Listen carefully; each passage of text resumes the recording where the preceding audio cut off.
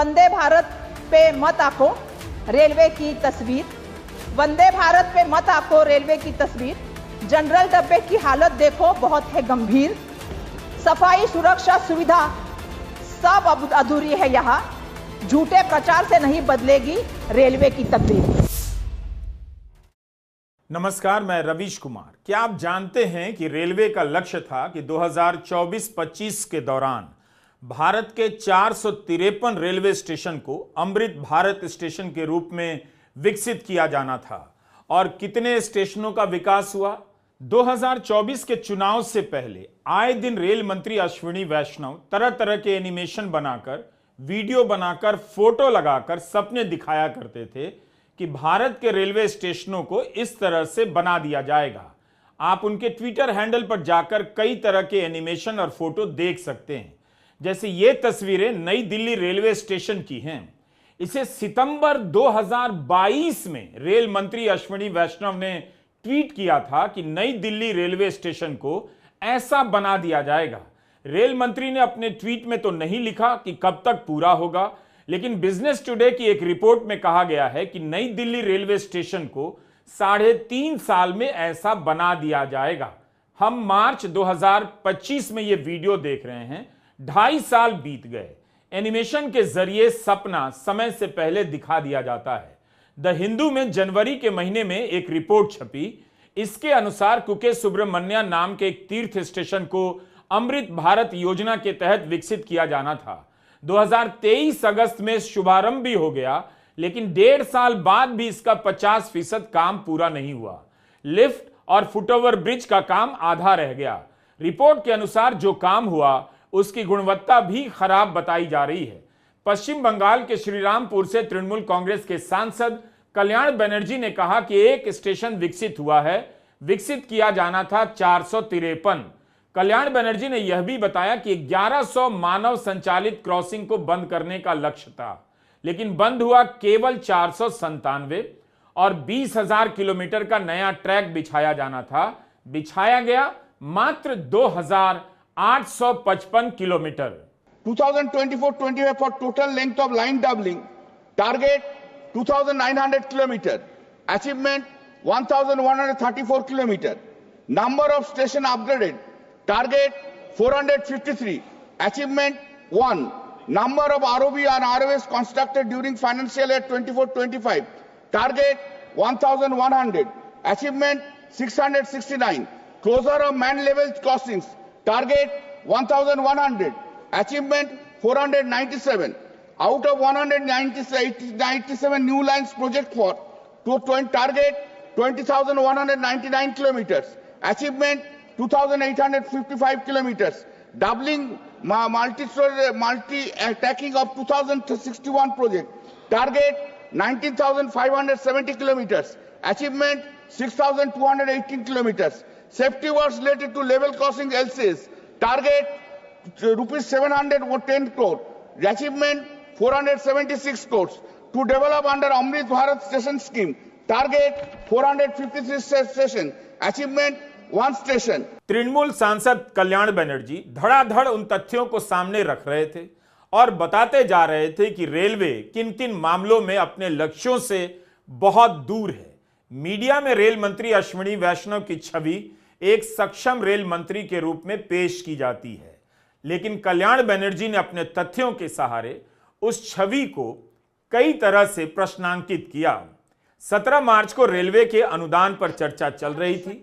Rail मंत्री का भी जवाब आना था, लेकिन हमारे वीडियो रिकॉर्ड करने तक नहीं आया था, इसीलिए इस वीडियो में रेल मंत्री के जवाब नहीं हैं। लेकिन उनके जवाब पर आप भी नजर रखिए कि क्या यह सही है कि 453 स्टेशन में से 9 महीने में एक स्टेशन को ही अमृत भारत योजना के तहत विकसित किया गया। रेल के अनुदान पर चर्चा के दौरान पुराने दौर की मांगे फिर से सुनाई देने लगी। जब सांसद अपने क्षेत्र के किसी छोटे से स्टेशन को लेकर रेल मंत्री से सवाल किया करते थे और रेल मंत्री को तुरंत एक्शन लेना पड़ता था। अयोध्या से सांसद अवधेश प्रसाद ने सोहावल नाम के एक स्टेशन का मुद्दा उठाया। कहा कि सोहावल की हालत बहुत खराब है, पानी पीने का इंतजाम तक नहीं, शौचालय तक नहीं, कर्मचारियों के रहने के लिए घर तक नहीं। श्रीमान, जनपद अयोध्या में सोहावल रेलवे स्टेशन है। ये सोहावल वो रेलवे स्टेशन है, सोहावल जहां से विधानसभा क्षेत्र में मैं 7 बार लगातार चुनाव जीता था। मान्यवर, उस स्टेशन की तो हाल बहुत बेहाल है। वहां पानी पीने का इंतजाम नहीं है, कर्मचारियों को रहने का इंतजाम नहीं है, शौचालय का इंतजाम नहीं है और रिजर्वेशन का काउंटर नहीं है, जबकि बहुत पुराना है। मैं आपके माध्यम और एक आरओबी बाजार से होकर के एक पुल बनना था, प्रस्तावित है, लेकिन पता नहीं सरकार की क्या परेशानी है।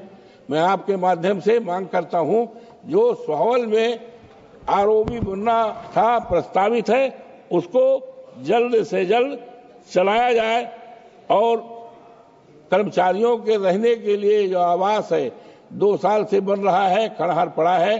किसी समय वहां 2-4 कर्मचारी रहते भी हैं, बड़ी घटना हो सकती है, इसलिए उसको जल्दी से जल्दी जनहित में बनाया जाए। कब आपने लोकसभा में सोहावल की चर्चा सुनी?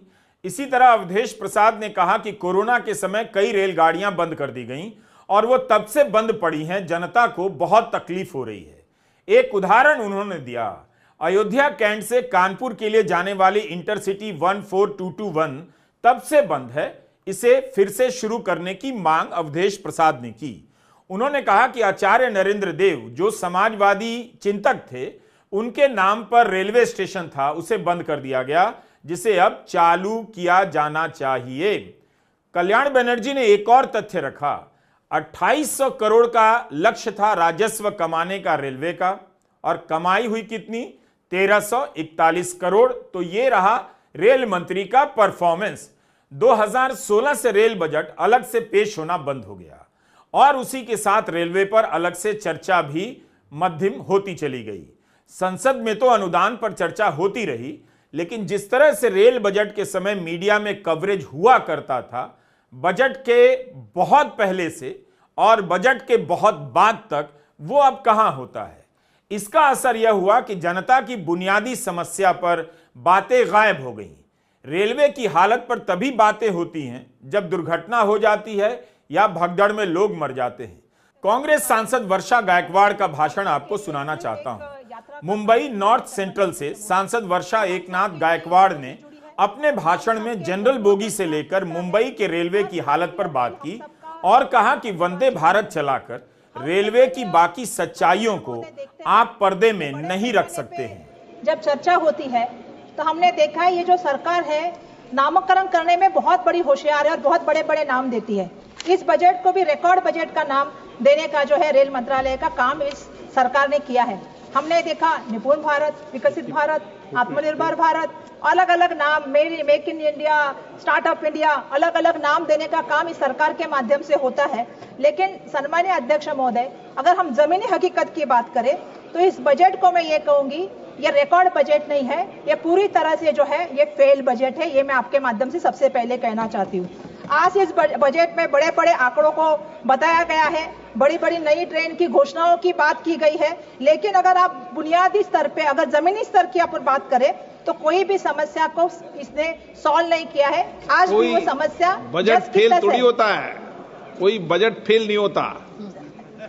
तो मैं अध्यक्ष महोदय आपसे आप मुझे संरक्षण दे, आप मुझे संरक्षण दे जी।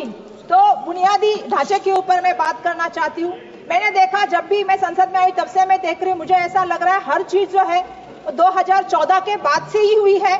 जैसा आप सबको मालूम है, जब भी हम चर्चा करते हैं तो भारतीय रेल का उगम भी अगर 2014 में आप लोग कहेंगे, जैसे किसी सदस्य ने कहा था कि स्वतंत्रता की जो है 2014 से हुआ है, तो मुझे यह कहना पड़ेगा कि तथागत गौतम बुद्ध ने कहा था, सूर्य, चंद्र और सत्य ना कभी छुपा है ना कभी छुपेगा।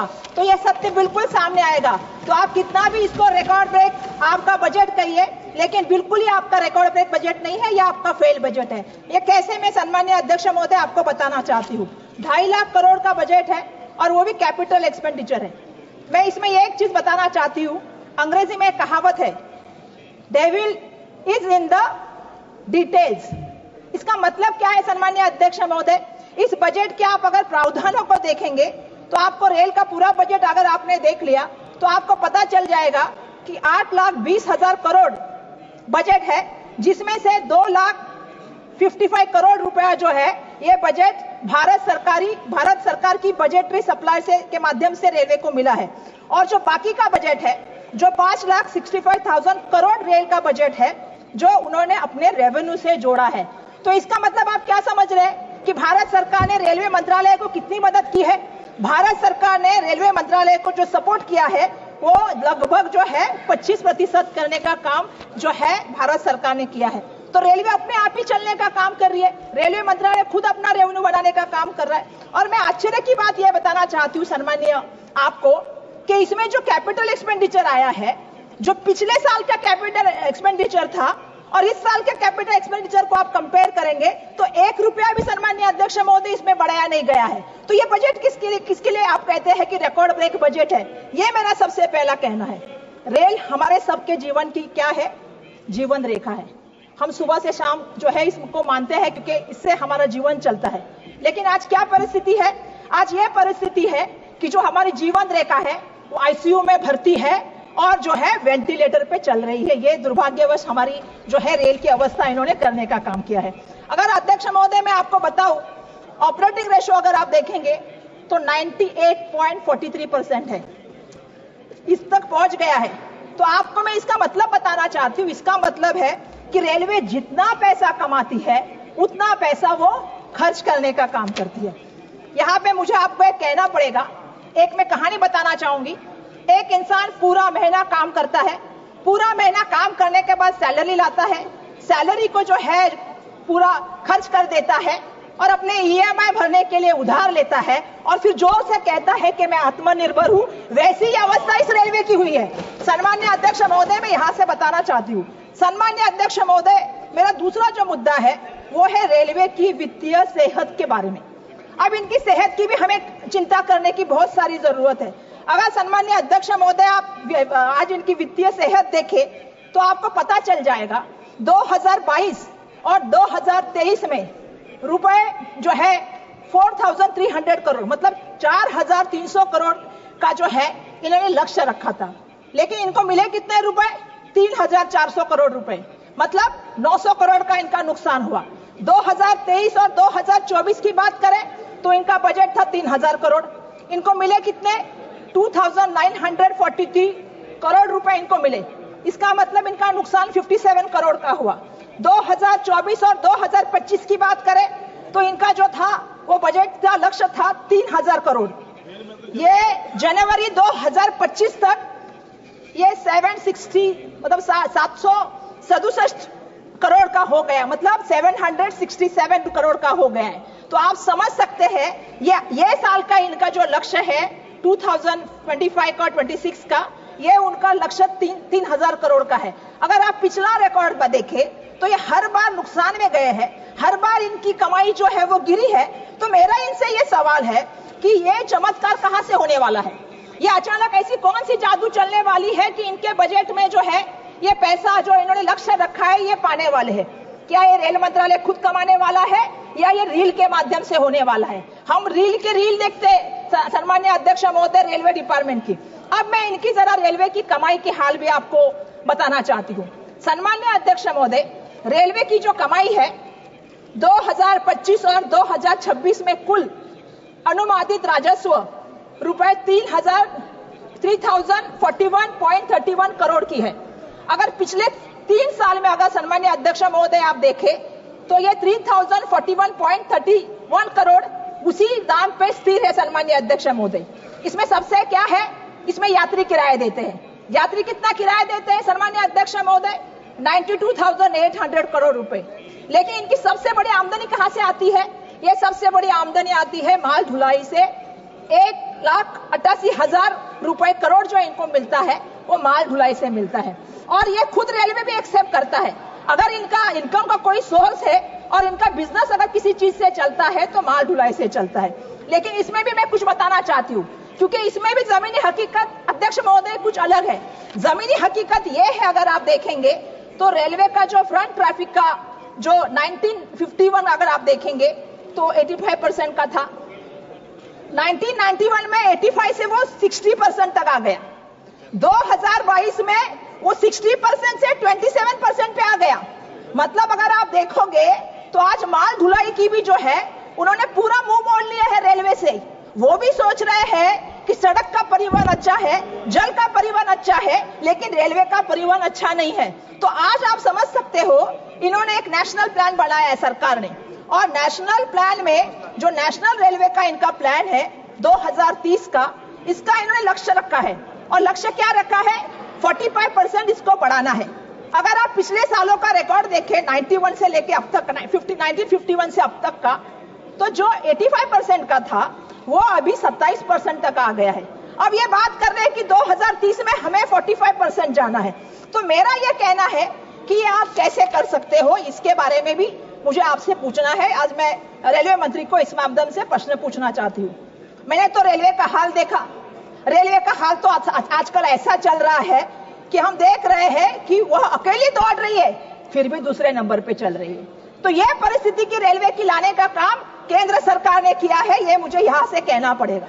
पिछले 11 सालों में मैंने एक देखा है, पिछले 11 साल का मेरा अनुभव ये रहा है कि सरकारी कंपनियां को घाटे में दिखाओ, घाटे में दिखा के आहिस्ता आहिस्ता बंद करो और आहिस्ता आहिस्ता अपने मित्रों के हाथों में दो।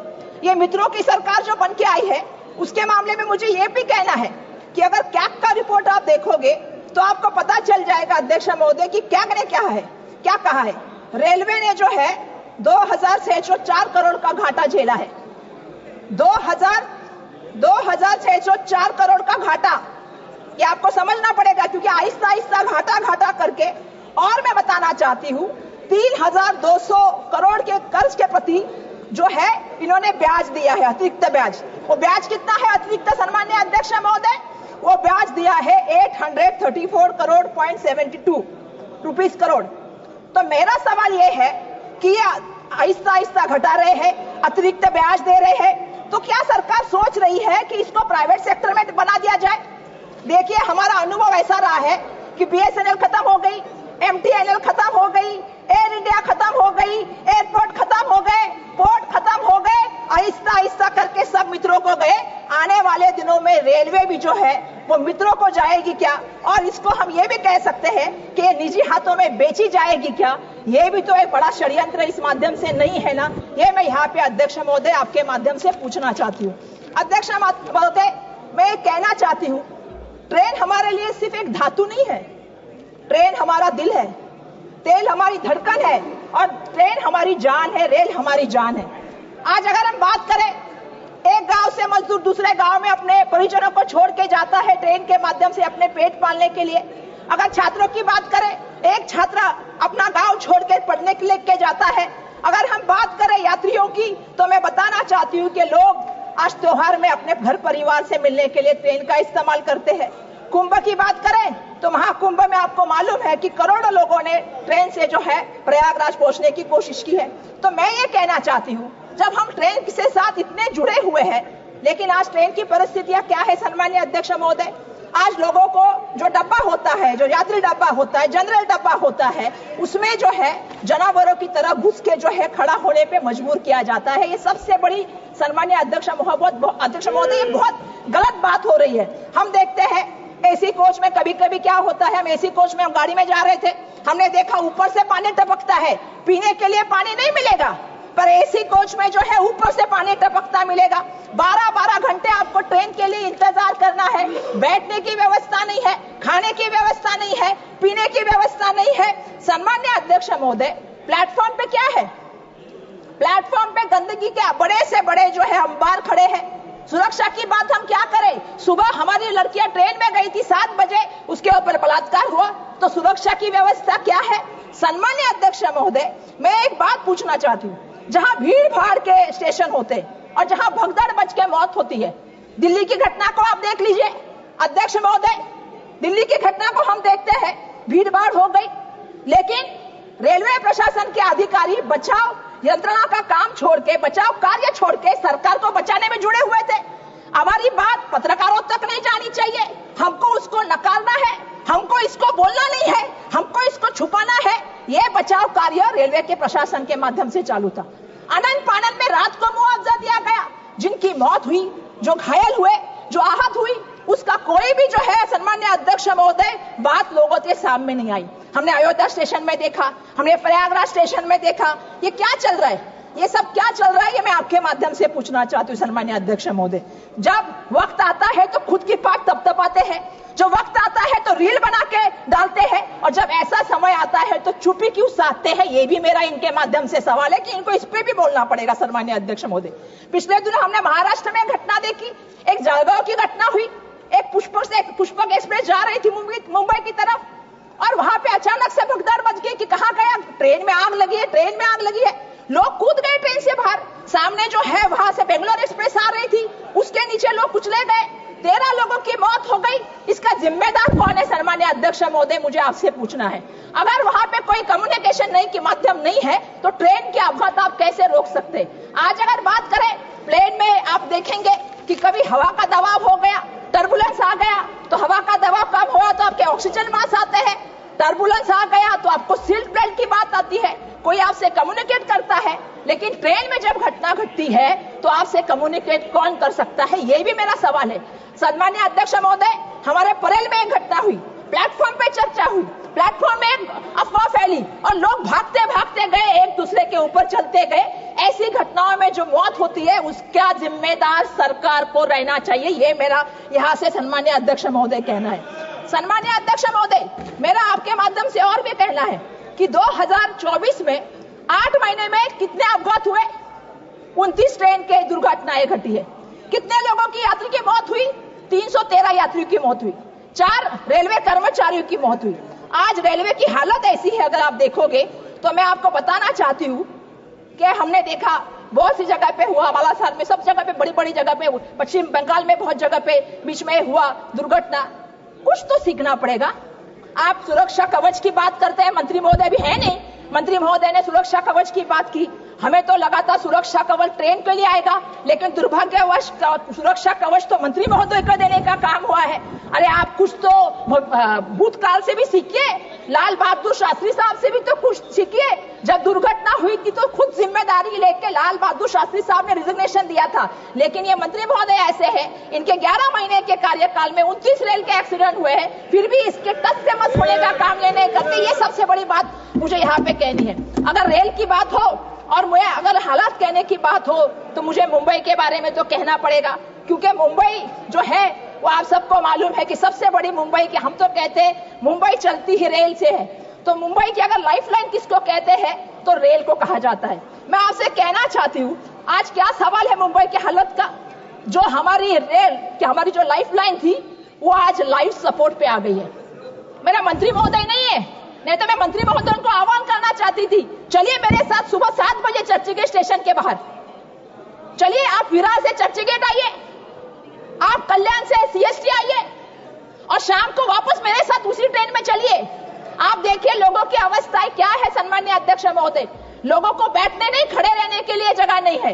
आज पहली बार मैं ये भी चीज कहना चाहती हूँ कि क्या हो रहा है हमारे मुंबई में। मुंबई में लगभग लोकल ट्रेन में 2468 लोगों की जो है वो मौत होती है, वो अपनी जान गंवाते हैं सम्मानीय अध्यक्ष महोदय।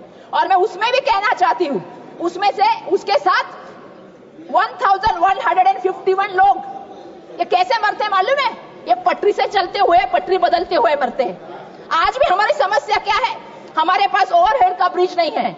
आज भी 12-12, 15-15 घंटे ट्रेन लेट हो जाती है, लोग पटरियों से चल के जाते हैं, तो इनकी सुरक्षा कौन करेगा, इनकी रक्षा कौन करेगा। सम्मानीय अध्यक्ष महोदय, मुंबई के ट्रेन के अपघात में 2697 लोग घायल होते, तो यह परिस्थिति मुंबई की है, जो मुंबई देश की आर्थिक राजधानी, जो देश में आप सभी लोग मुंबई को देखते हैं। मैं एक कहना चाहती हूँ कि इसके मामले में मैं कहना चाहती हूँ कि सरकार इतना पैसा देती है, सरकार 1 लाख करोड़ रुपया सुरक्षा के लिए देती है, तो ये सुरक्षा होती किसकी है। जब लोग पटरी पे सुरक्षित नहीं, स्टेशन पे सुरक्षित नहीं, अगर हम देख के बाहर गांव में जाए तो हर ट्रेन को दरवाजे होते हैं, हमारे ट्रेन को दरवाजे नहीं होते, हमारे लोग गिरते हैं, तो ये सुरक्षित नहीं है, तो किसके लिए 1 लाख रुपया खर्चा करती है, इसकी भी चौकसी होनी चाहिए। आपको समझनी पड़ेगी कि एक एक जान अनमोल है। एक एक जान की कीमत है। घर से इंसान बाहर निकलता है तो घर परिवार ये सोचता है कि मेरा बच्चा घर में आएगा कि नहीं आएगा। तो सरकार इस मामले में थोड़ा बहुत तो एहसास रखती है क्या? ये भी सम्माननीय अध्यक्ष महोदय, मेरे आपके माध्यम से ही सरकार को सवाल है, थोड़ा तो संवेदनशील हो जाइए, थोड़ा तो लोगों के बारे में सोचिए। ये मेरा इनसे यहाँ पे कहना है। हम कहते हैं कि भारतीय रेल का जो नेटवर्क है वो देश में नहीं, पूरे दुनिया में चौथे नंबर का है। हमारी पूरी दुनिया में हमारी भारतीय रेल चौथे नंबर का बड़ा नेटवर्क रखती है और सबसे बड़ी आबादी का देश भी किसके पास है तो हमारे देश के पास है। लेकिन आज क्या परिस्थिति है सम्माननीय अध्यक्ष महोदय? परिस्थिति ऐसी है 140 करोड़ लोग हैं हमारे देश में और ट्रेनें कितनी है? 13,000। तो अगर इसका कैलकुलेशन आप करें तो आपको पता चल जाएगा हर ट्रेन पर 1,07,000, हर ट्रेन में 1,07,000 लोगों का उसके ऊपर भार है, बोझा है। मतलब एक ट्रेन में कितने लोग घूमते हैं आप समझ सकते हो कि उसके ऊपर कितने लोगों की जिम्मेदारी है। तो ये मैं बोलना चाहती हूँ, हमारे मराठी पिक्चर सैराट में अभी 5 मिनट अध्यक्ष में 2 मिनिट हमारे मराठी पिक्चर में एक डायलॉग था, क्या था? मराठी मध्ये बोलू का इंग्लिश मध्ये सांगू? मराठी इंग्लिश में समझते कि नहीं? अब मुझे बोलना पड़ेगा ये हिंदी का सफर है कि इंग्लिश का सफर है। SUFFER। तो ये इंग्लिश का सफर है, लोगों को इससे जो है वो तकलीफ सहनी पड़ती है। दूसरी तरफ आप दाम की बात करें, अगर हम फ्लाइट से जाए 2 महीने पहले मुंबई से दिल्ली की फ्लाइट ले तो कितनी प्राइस है उसकी? 4,500 रुपए। और अगर हम यही जो है 15 घंटे ट्रैवल करके तेजस एक्सप्रेस से जाए, राजधानी से जाए, सेकंड क्लास की टिकट कितने की है? 4,300 रुपए की। अगर फर्स्ट क्लास की टिकट लूं तो 5,300 रुपए की। अरे मैं पहला वक्ता हूं, मुझे बोलने तो दीजिए। बहुत लंबी सूची है, बहुत लंबी है। तो मैं इतना ही कहूंगी, इसका मतलब है कि 6 गुना आप आमदनी लेते, 6 गुना आप टाइम लेते हो। एक मिनट खत्म करूंगी, 1 मिनट प्लीज। 1 मिनट में फिनिश कर दूंगी। तो इसका मतलब है आप 6 गुना ज्यादा टाइम लेते हो और प्राइस भी ज्यादा लेते हो। मेरा यही कहना है कि ना हमें स्पा चाहिए, ना हमें मार्केट चाहिए, ना हमें सेल्फी पॉइंट चाहिए। हमें ये नहीं चाहिए। हमें क्या चाहिए मैं आपसे बताना चाहती हूँ। हमें चाहिए स्वच्छ टॉयलेट, पानी, स्वच्छ अच्छा भोजन और सुरक्षा और टाइम की पाबंदी। ये हमारी सबसे बड़ा कहना है। स्टेशन के बाहर हमें चाहिए एम्बुलेंस। और मेरा एक कहना है, ये फैंसी इनॉग्रेशन और PR घोषणा से राजनीति से ऊपर उठिए। और मैं आखिर में नियम 377 के अधीन सभापति ने I gave the bell twice, please understand, and I have given 20 minutes. Okay, last 30 seconds, please complete. Sir मैंने कुछ please complete, please conclude. Sir मैं अपना भाषण एक शायरी के साथ समाप्त करूंगी, क्योंकि वंदे भारत क्या है? वंदे भारत शताब्दी उसी की बात है। तो वंदे भारत पे मत आंको रेलवे की तस्वीर, वंदे भारत पे मत आंको रेलवे की तस्वीर। जनरल डब्बे की हालत देखो बहुत है गंभीर, सफाई सुरक्षा सुविधा सब अब अधूरी है यहाँ, झूठे प्रचार से नहीं बदलेगी रेलवे की तकदीर। धन्यवाद।